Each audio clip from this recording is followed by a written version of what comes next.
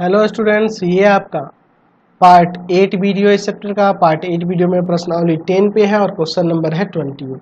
कह रहा है यदि समांतर चतुर्भुज ए बी सी डी और आयत ए बी ई एफ, देखिए ए बी सी डी समांतर चतुर्भुज है और आयत है आपका ए बी ई एफ, एक ही आधार ए बी पर स्थित है और इनके क्षेत्रफल समान है।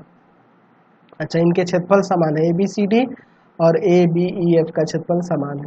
तो सिद्ध कीजिए कि समांतर चतुर्भुज का जो परिमाप होगा वह आयत के परिमाप से बड़ा होगा। चलिए हम लोग इसको साबित करते हैं।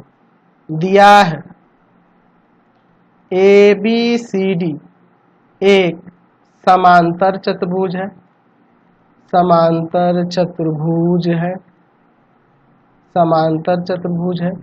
अच्छा, उसके बाद क्या दिया है, ए बी ई एफ एक आयत है, एक आयत है।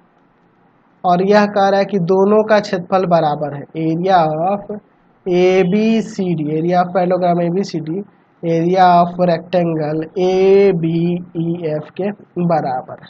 ठीक है, और दोनों का आधार एक ही है, तो हमें सिद्ध करना है, तो सिद्ध करना है, तो सिद्ध करना है कि ए बी सी डी का जो परिमाप होगा, यानी कि समांतर चतुर्भुज का जो परिमाप होगा वह अधिक होगा आयत के परिमाप से।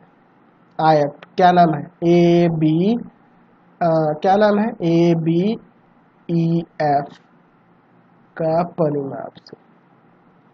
ठीक है, समांतर चतुर्भुज ए बी सी डी का जो परिमाप होगा वह ज्यादा होगा आयत ए बी ई एफ के परिमाप से।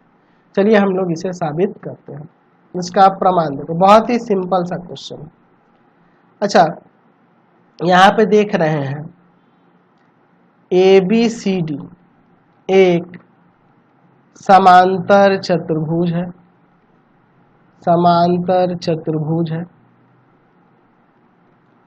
समांतर चतुर्भुज है। तो यहाँ पर हम कह सकते हैं कि ए बी बराबर हो जाएगा इस सी डी के, बराबर होगा ना। और चूंकि ए बी ई एफ एक आयत है तो इसके भी आमने सामने की भुजा बराबर होगी, तो इसमें ए बी बराबर हो जाएगा ई एफ के, हो जाएगा ना। चलिए अब देखो इसके बाद क्या करते हैं। अब मैं एक काम करता हूँ, यहाँ पर ऐसे देख सकता हूँ, यहाँ पर लिख सकता हूँ, इसलिए A B plus C D, A B plus C D बराबर हो जाएगा A B plus E F के। ठीक है, A B plus E F के बराबर होगा। क्यों? क्योंकि देखो ए बी बराबर है सी डी के और ए बी बराबर है ई एफ के, यानी तीनों आपस में बराबर। तो अगर मैं कहूं कि इस समांतर चतुर्भुज ए बी सी डी के सम्मुख भुजा ए बी और सी डी का योग बराबर है इस आयत ए बी ई एफ के सम्मुख भुजा ए बी और ई एफ के योग के। ठीक है, समझ गए ना। इन दोनों का योग इन दोनों के योग के बराबर होगा, क्योंकि देखो ई एफ जो है ना सी डी के बराबर हो जाएगा। क्यों? क्योंकि ए बी सी डी के बराबर है और ए बी ई एफ, यानी ये आपस में बराबर है। तो हम लोग ऐसे लिख सकते हैं कि इनके भुजा सम्मुख भुजाओं का योग जो होगा ए बी और सी डी बराबर होगा ए बी और ई एफ के।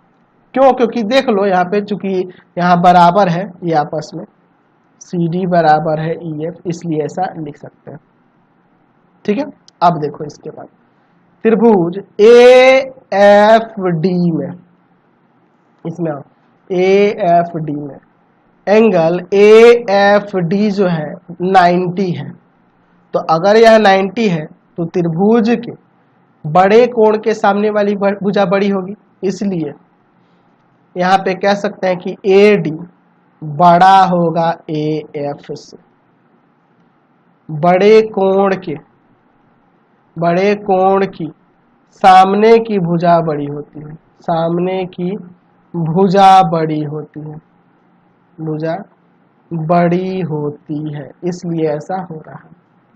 इसी प्रकार मैं यहाँ पे आऊँ, इस त्रिभुज में आऊँ, यहाँ भी लिख सकता हूँ त्रिभुज बी ई सी में, ध्यान से देखिए बी ई सी में तो यह 90 होगा और यह 90 होगा तो इसके सामने वाली भुजा बड़ी होगी। इसी प्रकार क्या आ जाएगा, BC बड़ा हो जाएगा BE से, BC बड़ा हो जाएगा BE से, इसी कारण से। ठीक है, अब दोनों को जोड़ देते हैं, इसलिए AD plus BC, AD plus BC बड़ा होगा AF प्लस BE से। जो हमने ऊपर यहाँ लाया है ना, इसको समीकरण 1 मान लो और इसे समीकरण 2 मान लेते हैं। समीकरण 1 तथा 2 को जोड़ने पर